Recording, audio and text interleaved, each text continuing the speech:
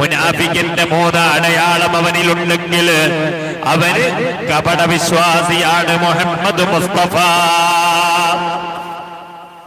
ഒന്നും കൂടി ആലോചിക്കണം, ഒന്നും കൂടി നെഞ്ചത്ത് കൈവച്ച് ആലോചിക്കണം.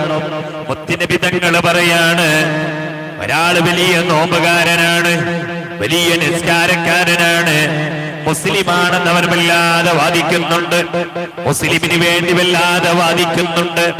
പക്ഷേ മുനാഫിക്കിന്റെ അടയാളം അവനിൽ ഉണ്ടായാൽ 1 വായി തുറന്ന കളവ് പറയുക, 2 കരാർ ലംഘനം നടത്തുക, 3 വിശ്വസിച്ചവനെ ചതിക്കുക.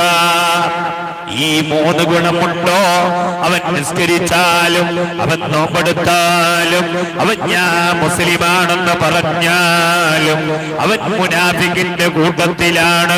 നബി മുഹമ്മദ് മുസ്തഫ